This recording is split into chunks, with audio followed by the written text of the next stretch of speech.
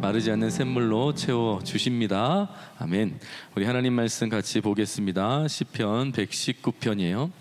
9절부터 10절입니다.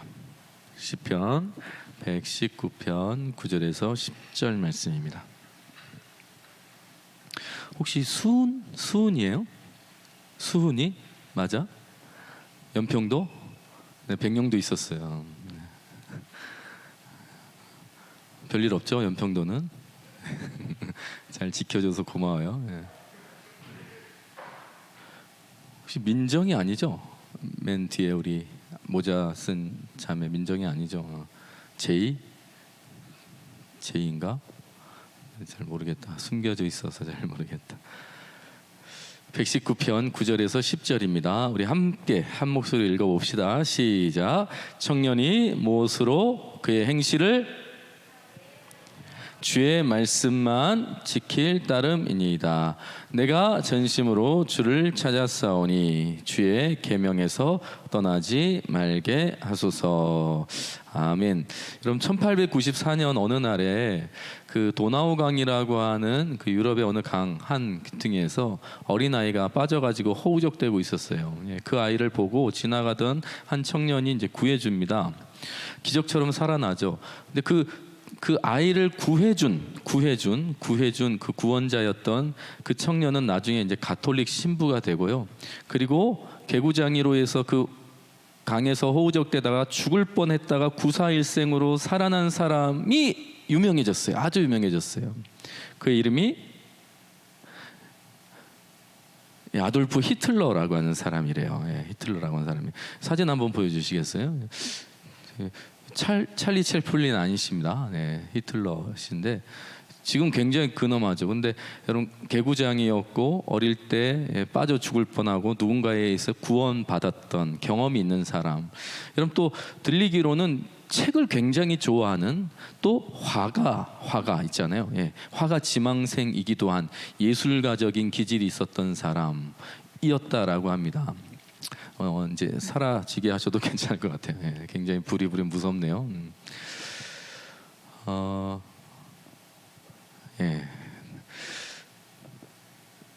여러분 은혜를 받으면 다 잘 살 것 같지만 사실 그렇지 않아요. 은혜를 받으면 다 잘 살 것 같지만 삶의 결과들을 보면 사실 그렇지 않은 경우가 꽤 많이 있고요. 그럼 심지어 교회를 다닌다고 해도 잘 사는 것 또 다른 문제일 때가 있어요. 여러분 그 김일성이라고 북한의 그 분도 주일학교 출신인 거 아세요? 어렸을 때부터 주일학교 열심히 다녔고 부모님도 아주 착실한 신앙인이었다는 소식을 아마 아실 거예요. 교회를 다닌다는 것이 우리의 삶을 잘 살게 만드는 조건이 되지 않는다는 것은 우리가 주변에서 얼마나 많이 볼 수 있는 사실이에요. 여러분 왜 그러냐면 잘 살려면 잘 살 수 있는 능력이 필요해요. 근데 우리는 잘 살 수 있는 능력이 없어요. 왜요? 우리의 한계가 거기에 있기 때문이에요. 능력이 없어요. 잘 살려면 잘 살아내는 능력이 있어야 되는데 여러분 사람은 죄인이에요. 성경이 말하는 죄인은 내가 스스로 잘 살 수 있는 능력이 없는 상태를 말하는 것입니다. 여러분 하나님과 관계가 끊어졌다라고 하는 그냥 단순히 사실적인 표현이 아니고요. 관계가 끊어짐으로 인하여서 내 안에 잃어버린 게 너무 많은 거예요. 그 중에 하나가 잘 살 수 있는 능력이 내 안에는 없다. 이게 죄인의 상태라고 하는 것입니다. 오늘 말씀에 보면 9절에 보면 청년이 무엇으로 그의 행실을 깨끗하게 하리까 주의 말씀만 지킬 따름이니이다 라고 말하고 있거든요. 여러분 청년이 깨끗하게 살기 위해서 정신통일 좀 해라. 그럼 네 마음을 좀 잘 다스려 좀 이렇게 말하지 않는다는 거예요. 공부 좀 열심히 해야 된다. 너 훈련 받아야 된다. 이렇게 말하지 않는다는 거예요. 말씀을 지키라고 말한다는 거예요. 하나님의 말씀을. 그게 청년의 삶을 깨끗하게 유지하고 깨끗하게 살아가는 길이라고 말하고 있다라고 하는 것이죠. 이게 의미하는 바가 뭐겠어요? 다시 말해서 내 안에 능력이 없다는 거죠. 내 안에 악을 미워하고 선을 행할 능력이 내 안에는 없다는 거예요. 내 안에는 아무리 자기를 개발하고 수많은 책을 읽고 그림을 그리고 마음을 다스리고 훈련을 해도 이게 내 안에 없기 때문에 잘 살아낼 능력이 없다는 거예요. 여러분, 책이 나쁜 게 아니라고. 여러분, 교회가 나쁜 곳이 아니에요. 훈련이 나쁜 게 아니고 자기 개발이 나쁜 게 아닌데, 사람이 죄인이기 때문에 아무리 좋은 것을 가지고 그걸 가지고 사용해도 잘 살아낼 능력이 없다는 거예요. 여러분, 사실 오늘 말씀은 청년들아 라고 했으니까 청년들에게 주시는 말씀인 것 같지만, 사실 히브리어 단어의 원어를 찾아보면 이 청년이라고 하는 단어가 나아르라고 하는 히브리어예요. 나아르. 여러분, 이 나아르는 어떤 뜻인가? 인생의 모든 순간에서 가장 조건이 최상의 조건일 시기를 말하는 거예요. 조건이 가장 좋은 시기. 현태 아주 조건이 좋네요. 몸 조건이. 그러면 이게 지금 나아르예요. 예. 가장 근육이 막 발달하고 힘이 가장 강력한 시기가 있다면 그게 나아르라고 말하는 것입니다. 돈이 그냥 한꺼번에 막 이렇게 막 밀려오는 거예요. 그걸 이제 나아르 상태라고 말하는 것입니다. 인생의 황금기를 나아라고 해요. 그냥 성경은 오늘 한글 성경 그냥 이걸 청년이라고 그냥 해석해 버렸지만, 사실 이 안에 담긴 말은 가장 힘 있을 때, 가장 똑똑할 때, 가장 돈이 많을 때, 가장 예쁜 순간, 지금 가장 자랑할 만한 내 모습을 나아르라고 말하는 거예요. 나아르. 이런 시기를 나아르야. 여러분, 그렇다고 하면 여러분 생각해 보세요. 지금 최고라고, 최고. 제일 괜찮을 때라고요. 그러면 이렇게 하면 되죠. 자신감을 가져라. 최선을 다해라. 할 수 있다. 하면 된다. 이렇게 말해야 될 것 같은데, 최상의 시기인 이 나아르 상태에 말하는 게 뭐예요? 말씀하시는 게 뭐예요? 오직 주의 말씀만 지켜라 라고 말하는 거예요. 그럼 똑똑하냐? 할 수 있냐? 능력이 많냐? 잘생겼냐? 힘이 좋냐? 그런데 하나님 말씀 지켜야 돼 너. 이렇게 말하는 거예요.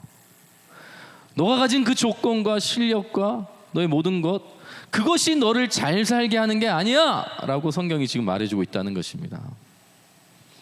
청년의 시기를 비유한 유명한 말 중에 이런 말이 있어요. 강하지만 부러지기가 쉽고 아름답지만 꺾이기가 쉽고 뜨겁지만 타기가 쉽다. 한 번 정도 들어보셨죠? CKS 최경수, 제가 만든 말이에요.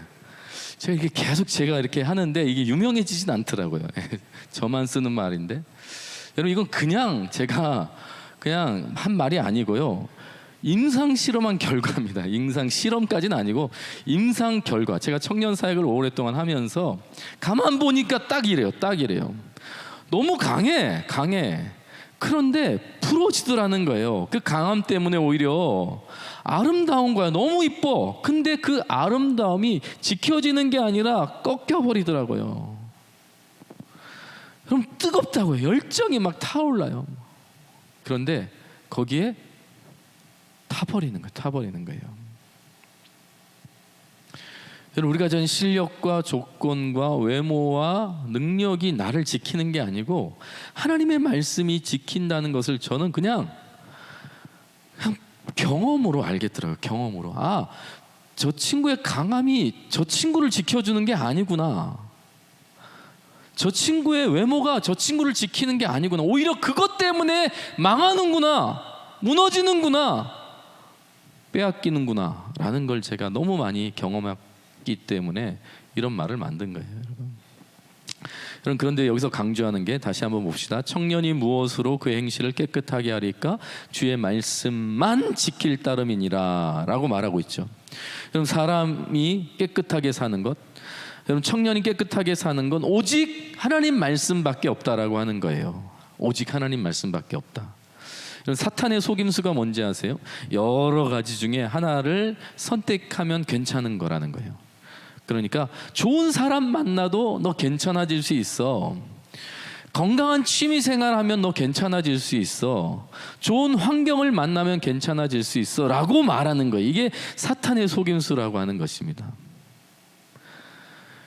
여러분, 그 중에 하나 말씀으로 살아도 괜찮아, 이렇게 말하는 게 사탄의 속임수라고 하는 거예요. 여러분, 성경은 하나님의 말씀만이 우리를 살리고 구원하고 우리를 새롭게 하고 우리를 잘 살게 한다라고 성경이 그렇게 말하고 있어요. 그런데 사단의 속임수는 뭐냐면 그 중에 하나로 치부하는 거예요.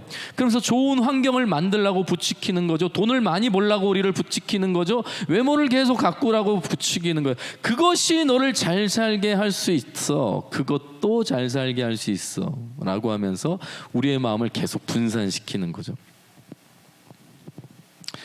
여러분, 아무리 좋고 선한 것이라고요, 여러분, 성도가 주님의 말씀과 상관없이 소유하고 가지고 살면 그게 결국 나를 교만하게 하거나 나를 자랑하게 하거나 자기 만족에 빠지게 하거나 독선과 아집으로 살아가게 만들 가능성이 매우 높은 정도가 아니라 그게 잘 살게 하는 길이 아니라는 것입니다. 성도 그리스도인 청년이 잘 사는 건 여러분 말씀밖에 없다는 거예요. 말씀밖에 없다는 거예요. 왜 그런가? 왜 그런가? 왜 이렇게 고리타분한 이야기를 우리가 들어야 하는가? 첫 번째는 왜 말씀인가? 첫 번째는 말씀이 기준이기 때문이에요. 여러분, 뭐라고요? 말씀이 기준이 되기 때문에. 기준. 여러분, 기준이라고 하는 것은 많이 들어보셨죠? 기준은 뭐냐면 변하지 않고 변할 수도 없는 거예요. 그래서 말씀을 붙들고 살아야 되고 말씀대로 살아야 된다는 것입니다. 이런 얘기가 있어요. 전투함 한 대가 깜깜한 밤에 항해를 하다가 앞에 무슨 껌껌한 배 한 척을 발견한 거예요. 그래서 신호를 보냈다고 합니다. 즉시 진로를 남쪽으로 10도 틀어라. 그랬더니 상대방 배에서 이렇게 회신이 왔다고 해요. 그쪽에서 즉각 진로를 북쪽으로 10도 틀어라, 이렇게 얘기하더래요. 그래서 전투함 그 선장이 이렇게 말했대요. 나는 사령관이다. 즉시 진로를 남쪽으로 바꾸라. 그러자 또 답신이 왔대요. 이렇게 왔대요. 나는 1급 항해사인데요, 당신이 진로를 북으로 바꾸시오. 이렇게 했대요. 그 사령관이 완전히 열받아가지고 다시 신호를 보내가지고 다시 말하건대 진로를 남쪽으로 바꾸라, 아니면 발포하겠다, 막 엄포를 냈대요. 그때 이렇게 답이 왔다고 합니다. 나도 다시 한번 말하건는데 당신이 진로를 북으로 바꾸시오. 나는 등대 안에 있습니디. 이렇게 막 얘기했다는 얘기가 있어요. 등대를 보고 배로 착각하고 그거 계속 바꾸라고, 계속 빨리빨리 이동하라고 막 이렇게. 예. 여러분, 그게 아무리 뭐 전투함이든 이런 사령관이든 뭐 포스타든 뭐 5스타든 뭐 10스타든 그거 상관없어요. 누가 뭐라 그래도 바꿀 수 있는 사람이 바꿔야지. 바꿀 수 있는 사람이, 그 기준이 바뀌면 안 되는 거죠. 기준이 그런 거예요. 기준이 그런 거예요. 여러분, 목표를 잃는 것보다 기준을 잃는 것이 더 큰 위기라고 합니다. 제가 말한 게 아니라 유명한 사람이 했어요. 인생의 방황은 목표를 잃었기 때문이 아니라 기준을 잃어버렸기 때문이래요. 여러분, 잘 생각해 보세요. 여러분들이 내가 지금 어디로 가고 있는지 헷갈릴 때가 있잖아요. 내가 지금 잘 살고 있나? 여러분, 연애를 해도 마찬가지고 결혼 생활을 해도 마찬가지예요. 갑자기 이런 생각이 갑자기 나를 확 이렇게 밀려올 때가 있어요. 나 정말 잘 살고 있나? 여러분, 그럴 때는 지금 목표를 지금 다시 바라볼 게 아니라 기준을 다시 설정하셔야 돼요. 기준을 다시 바라보셔야 돼요. 우리가 매일 예수 그리스도를 바라보라, 하나님을 바라보라고 하는 이유는 다시 말하면 기준을 다시 한번 확인하라는 거예요. 그 기준을 바라보라는 거예요. 그 기준에서 내가 이탈해 있다라고 하면 여러분, 그건 잘못 가고 있는 거죠. 그게 방황인 거예요. 그런데 내가 잘 가고 있는데 방황한다는 느낌을 갖고 있다면 다시 한번 확인해야죠. 아, 내가 지금 잘 살고 있었구나. 그렇게 우리의 삶을 점검하고 확인하는 것이지, 여러분, 그냥 사람들의 말에 의해서 이리 휩쓸리고 저리 휩쓸리며 살아갈 그리스도인은 그렇게 살아가는 존재가 아니에요. 기준을 정확하게 해야 돼. 기준은 말씀이다. 말씀이다. 로마서 7장 7절 이렇게 말합니다. 같이 한번 읽읍시다. 시작. 율법으로 내가, 여러분, 이게 죄인지 의인지 어떻게 알겠어요? 기준이 있으니까 아는 거죠. 기준이 없으면 이게 죄인지 아닌지 헷갈리는 거예요. 여러분, 동성애 여러분, 아무리 이것이 좋고 나쁘고를 떠나서요, 여러분, 기준이 명확하면 헷갈릴 수 없는 거예요. 그것은 하나님의 말씀의 기준에 의하면 그냥 헷갈릴 수 없는 문제라고요. 그런데 헷갈리는 이유가 뭐예요? 계속 기준을 바꾸니까 그런 거잖아요. 기준을 바꾸니까. 이 세대의 특징이 그래요. 계속 헷갈리게 만드는 거예요. 포스트 모더니즘의 특징이잖아요. 다원주의가 뭡니까? 너도 괜찮고 나도 괜찮다는 거예요. 생각하기 나름이라는 것입니다. 여러분, 어느 유명한 스님께서 강의를 하시는데, 여기저기 돌아다니면서 강의를 하시는데, 어떤 불자가 이렇게 질문을 했어요. 귀신이 있습니까? 아주 흥미로운 질문이죠. 저도 그 영상을, 유튜브 영상을 봤거든요. 근데 너무 흥미로운 거예요. 도대체 뭐라고 대답하실까? 귀신이 있습니까? 라고 딱 질문을 했어요. 그랬더니 그 유명한 스님 강사분이 이렇게 대답하셨어요. 일체유심조. 이렇게 대답했어요. 일체유심조. 무슨 말인지 아세요? 사람의 마음 먹기에 달렸다, 이 말이거든요. 일체유심조. 그러니까 내가 있다 생각하면 있는 거예요. 없다 생각하면 없는 거예요. 이게 막 엄청난 답이라고 하면서 사람들이 막 감동하고 막 그러더라고요. 근데 제가 딱 들으면서 알았어요. 불교는 기준이 없구나. 내가 그냥 확인했어요. 기준이 없구나. 그냥 사람이 생각하는 게 기준이구나. 이 사람이 있으면 이 사람이 없다 그러면 없는 거예요. 그러면 있는 거예요, 없는 거예요? 그 있는 거예요, 없는 거예요? 기준이 없는 거죠. 그냥 기준이 없는 거죠. 있는 건지, 귀신이 있는 건지 없는 건지는 모르겠지만 그냥 기준이 없는 건 확실한 거예요. 이 세상이 그렇게 말해요, 우리에게. 일체유심조라고요. 일체유심조라고요. 네가 지금 그렇게 생각하면 그런 거야. 그렇게 생각하지 않아? 그럼 그런 거야. 기준을 흐려버리는 거죠. 흐려버려요. 그러면 방황하게 되어 있어요. 방황하게 되어 있어요. 잘 살 수 없다고요. 기준이 없으면 잘 살 수 없다고요. 잘 살 수 없다고요. 말씀이 기준입니다. 우리의 말씀이 기준입니다. 그래서 말씀을 캐논이라고 해요. 캐논. 일본의 그 카메라 회사가 이 캐논을 가져다가 자기들이 써가지고 카메라의 기준 하면서 이제 캐논 이렇게 하는데, 원래 캐논은 정경이라고 하는 뜻이에요. 정경, 정해진 성경 뭐 이런 뜻이거든요. 기준이라고 하는 말이에요. 성경을 캐논이라고 불러요. 기준이라고 말하는 거예요. 성경이 기준이다. 변하지 않는다는 거예요. 그 기준을 세울 때에 우리에게 여러분 안정감과 잘 살 수 있는 길이 열린다는 것입니다.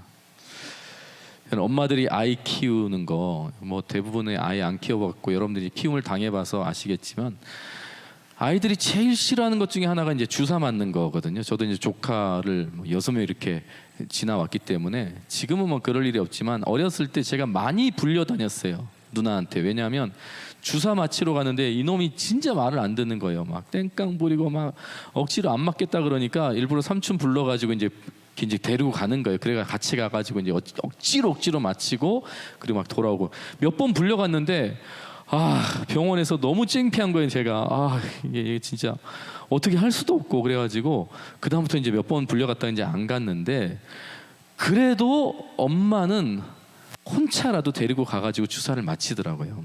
그 억지로. 그런데 신기한 건 뭔지 아세요? 어릴 때는 엄마가 억지로라도 그렇게 막 아이를 키워냅니다. 그런데 크잖아요. 그러면 엄마의 언어가 바뀌어요. 아들아, 네가 하고 싶은 일을 해라. 아주 좋은 말이죠. 아들아, 네가 하고 싶은 일을 해라. 아들아, 네가 좋아하는 사람과 결혼해라. 아주 좋은 말이죠. 아들아, 너가 좋아하는 공부를 해라. 아주 좋은 말이죠. 너가 좋아하는 거 하면 된다. 이렇게 말을 바꿔요. 청년들이요, 이 말이 참 좋죠. 여러분, 정말 좋은 말일까요, 여러분? 이게 정말 좋은 말이에요? 여러분, 죄인이라는 것을 잊으면 안 돼요. 죄인이라는 걸 잊으면 안 돼요. 어렸을 때만 죄인이 아니고 커도 죄인이라고요. 우리는 얼마든지 기준을 바꾸며 살 수 있어요. 그래서 그냥 놔두면 안 돼요. 여러분, 놔두면 안 돼요. 여러분, 우리가 예배를 드리는 이유가 뭐예요? 다시 한번 기준을 확인하는 거죠. 내가 누군지 다시 한번 확인하는 거예요. 세상 살면서 헷갈렸잖아요, 여러분. 세상 살면서 인생에 방황하고 또 방황하는 것처럼 살다가 다시 내가 하나님의 자녀지, 하나님의 은혜 아래 있지, 하나님 나를 지키시지라고 다시 확인하고 또 세상 나가는 거잖아요. 세상은 우리를 계속적으로 이렇게 혼란스럽게 한다고요.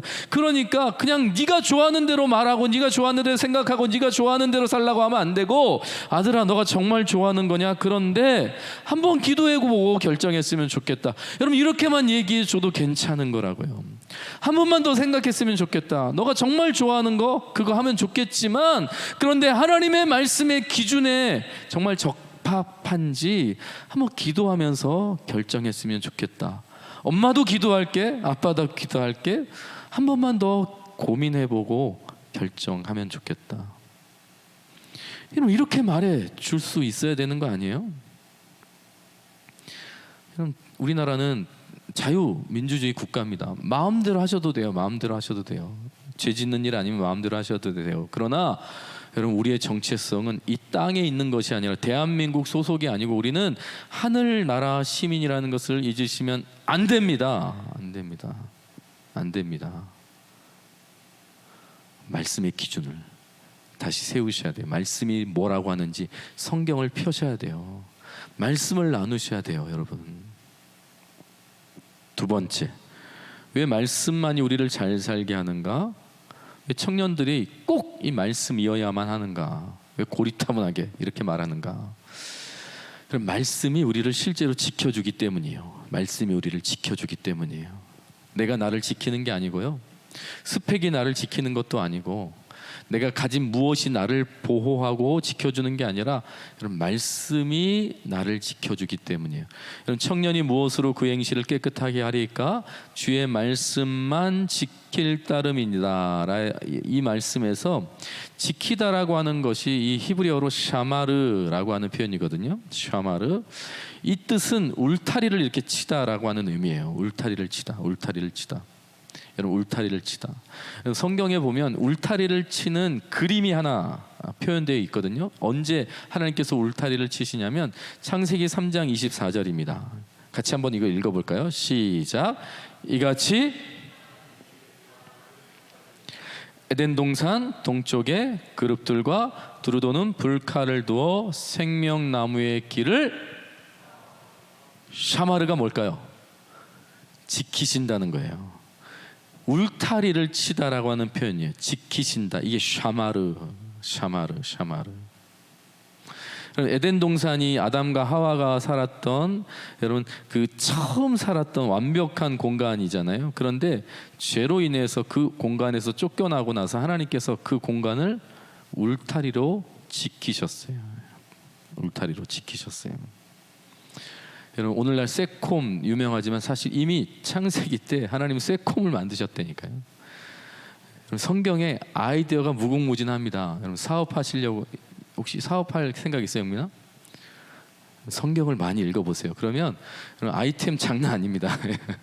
아이템 장난 아닙니다. 여러분, 새콤이 창세기 때부터 시작됐다니까. 이렇게 울타리 치는 거. 지금 약간 이렇게 약장사처럼 보는 것 같은데 나를. 아니에요, 여러분. 성경에 진짜 놀라운 지혜들이 엄청난 많아요. 여러분, 담아도 끝이 없을 만큼 풍성합니다. 여러분, 성경 보세요. 성경 보세요. 여러분, 여기 심심해서 보고 뭐 이렇게 힘들어서 보고 그 정도가 아니라, 여러분, 비전을 꿈꾸고 기대하고 뭔가 준비할 때 여러분, 성경을 보시면 너무 놀라운 아이디어들이 많아요. 성경이 단순히 우리의 삶을 지키는 것 이상의 여러분 놀라운 가치들이 숨겨져 있어요, 여러분. 지키는 거예요. 샤마르 하시는 거예요. 샤마르. 여러분, 적이 나에게 이렇게 공격을 올 때 이렇게 우리가 지키다 하잖아요. 샤마르 하는 거예요. 샤마르. 또 내가 내 안에서, 그러니까 외부의 적도 샤마르 하는 것이고요, 내부의 적, 내 안에서 갈등이 심하거나 뭔가 갑자기 이 통제되지 않는 감정이 막 북받쳐 올 때도 샤마르. 말씀이 외부의 적뿐만 아니라 이 내 안의 문제도 이렇게 지킨다라고 하는 표현이 샤마르. 세상이 말하는 자유는 통제되지 않는 자유입니다. 그냥 하라는 거예요. 마음대로. 네가 좋고 뭐 내가 좋으면 그냥 그러면 충분해라고 그냥 그렇게 살아가는 게 세상의 자유지만, 여러분 사랑의 반대말이 뭔지 아시잖아요. 무관심인 거 아죠? 사랑의 반대말이 무관심이잖아요. 버려두는 거예요. 사실 그건 자유가 아니라 그냥 버려두는 거예요. 네 마음대로 하라는 것은, 여러분 내용을 잘 살펴보세요. 여러분 정말 사랑하는데 가만둔다고요? 그래 주하나? 정말 그래? 아니잖아. 태연이 그냥 줄 수 없잖아. 정말 사랑하면 그럼 계속 같이 나누고, 또 혹시라도 뭐 잘못된 길을 가면 가르쳐 주기도 하고 붙들어 주기도 하고 기도해 주기도 하고, 그거잖아요. 사랑하면 절대로 그냥 둘 수 없어요. 무관심할 수 없다고요. 근데 세상의 자유를 가만히 들여다보면 이거 무관심이라 그냥 알아서 하라는 거예요. 알아서 네 마음대로 해라. 그래 놀아라, 그래, 휴학해라, 뭐 직장 다녀라, 뭐 말든지 마음대로 하라는 거예요. 마음대로 하라는 거예요. 하나님의 말씀이요 우리를 이렇게 지켜요. 샤마르 하는 거예요. 샤마르 하는 것입니다.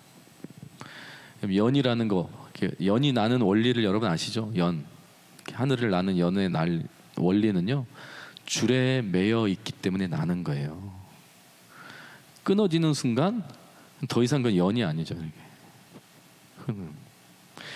자동차 생각해 보세요. 자동차 엄청나게 빨리 잘 달리는 자동차가 있다고 생각해 보세요. 어젯밤에도 저희 그 연산 로타리 있는 그 대로변에서 진짜 꽝 하고 막 새벽 1시 반인가에 진짜 큰 사고가 났거든요.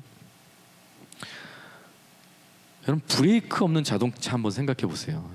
통제되지 않는 자동차, 그건 미사일이에요. 그건 아무리 빠르고 성능이 좋고 아무리 뭐 날씬하고 뭐 멋지게 만들었다고 해도 브레이크가 없는 자동차는 무기라고요. 그건 굉장히 위험한 거죠. 우리의 삶이 샤마르 되지 않는다고 생각해 보세요. 통제되지 않는다. 그건 무기라고요. 무기. 근데 하나님의 말씀이 외부의 상황이나 내부의 상황을 말씀이 지켜준다고요. 말씀이. 여러분 잘 생각해 보세요. 내가 나를 지키는 게 아니라 말씀이 나를 지켜주고, 말씀이 나를 견디게 하고, 말씀이 나를 살게 한다고요. 그게 크리스찬 성도들의 여러분 특권이고, 그게 감사. 말씀이 나를 샤마르 해주는 거예요. 그래서 세 번째 우리가 이렇게 해야 됩니다. 10절 같이 한번 읽읍시다. 시작. 내가 전심으로 주를 찾았사오니 주의 계명에서 떠나지 말게 하소서. 여러분 아이가 최선을 다해. 근데 아빠가 옆에 있는데 최선을 다해. 근데 어느 순간에 한계에 부딪혔어요.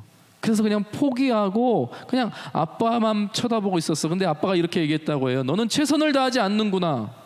아니 최선을 다했는데 왜 최선을 다하지 않는다고 얘기하냐고 그렇게 따졌더니, 아빠가 옆에 있는데 왜 너는 아빠에게 부탁을 하지 않니? 라고 얘기했다고 해요. 여러분 우리의 최선은 내 능력의 최선이 아니고 나와 함께 하신 분의 능력이, 그 능력을 내가 사용하는 거예요. 여러분 내가 할 수 있는 한계로 그냥 끝나는 인생이 아니고, 우리는 하나님의 사람이라고 해요. 하나님의 사람. 여러분 하나님의 사람의 특권은 그 하나님의 영광스러움과 그 하나님의 온전하심이 내 것으로 누릴 수 있는 거죠. 하나님의 온전하심과 같이 너희도 온전하라며요. 그러면 그 하나님의 온전하심이 나의 온전함이 된다라고 하는 거잖아요. 그런데 우리는 내 노력과 내 수능과 내 실력으로만 다 하려고 하는 거죠. 그건 어리석은 삶이에요. 하나님의 말씀이 지킨다라고 했으면 하나님의 말씀을 구해야죠. 하나님께 구해야죠. 오늘 말씀은 9절부터 16절까지가 한 단락인데, 여러분 그 시편 119편은 여러분 176절까지가 있는데 모두가 똑같아요. 정확하게 8절씩 이렇게 구분이 되어 있는 동시에 한 절 한 절에 다 똑같이 표현된 단어가 있는데, 그건 말씀이라고 하는 표현입니다. 119편을 읽어보세요. 전부 다 똑같이 모든 구절절절절마다 다 똑같이 말씀이 담겨 있어요. 그러니까 말씀이 힘이요, 말씀이 능력이고, 말씀이 근거고 본질이고, 여러분 말씀이 우리를 살게 하고, 말씀이 우리의 미래를 비춰주고, 다 말씀이에요. 그런데 그 특징이 있는데 그냥 말씀이라고 하지 않고 주의 말씀 이렇게 되어 있어요. 하나님의 말씀이라는 거예요. 그러면 이 말씀은 하나님의 것이죠. 내 것이 아니라 하나님이 주셔야 되는 거예요. 주님이 주셔야지 내가 누리고 소유할 수 있는 거예요. 그러면 달라고 해야죠. 구해야죠. 여러분 방황하는 청년들이 있습니까? 기준이 불명확한 사람들이 있어요. 그럼 우리가 왜 기도를 해요? 하나님께 왜 구하겠어요? 하나님의 말씀이니까, 하나님의 것이니까.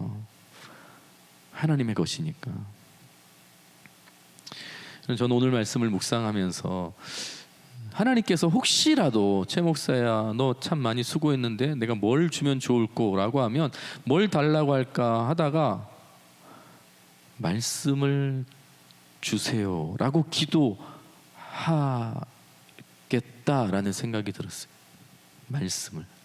하나님 말씀을 제게 좀 주세요.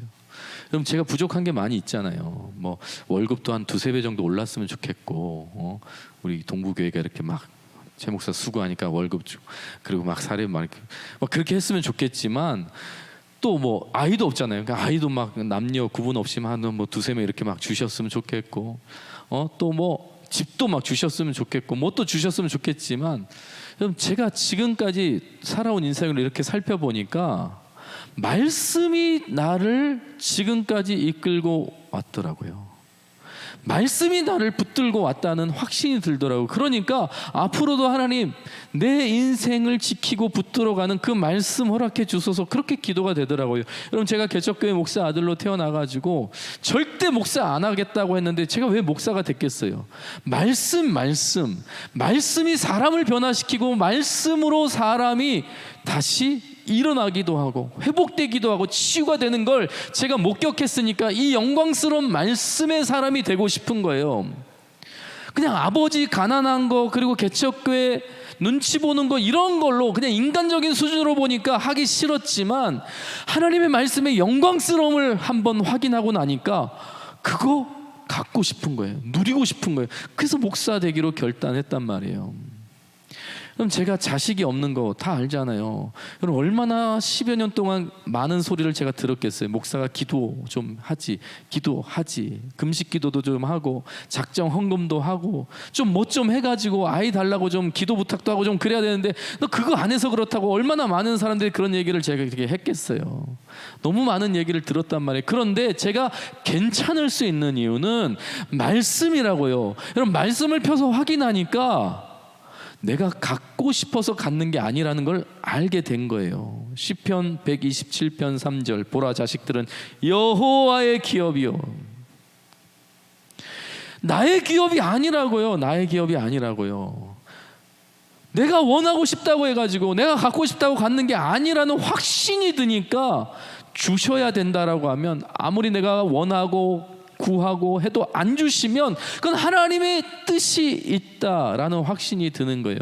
성경에 보니까 아브람도 마찬가지고 뭐 한나도 마찬가지고, 여러분 우리는 다 기도해서 얻어냈다라고 말하지만 아니요, 성경을 자세히 보면 기도해서 얻어낸 것이 아니라 주신 거예요. 그냥 주신 거예요. 하나님이 그때 기도하고 있었던 거죠.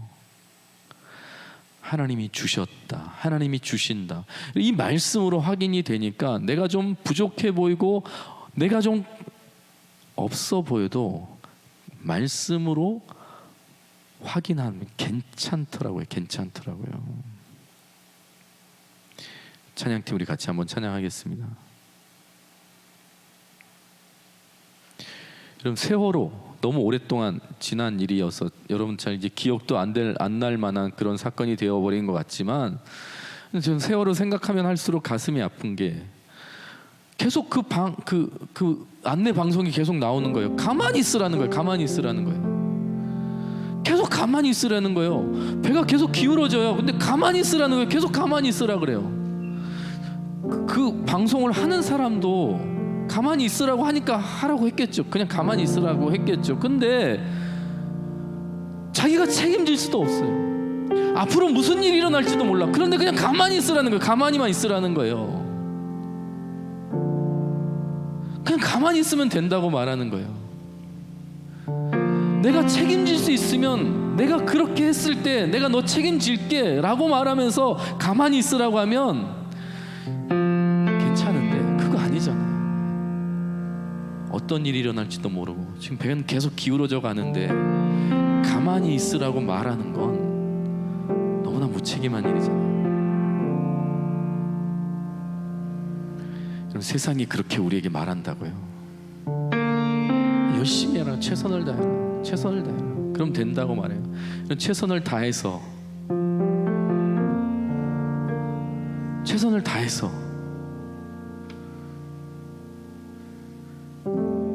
그래서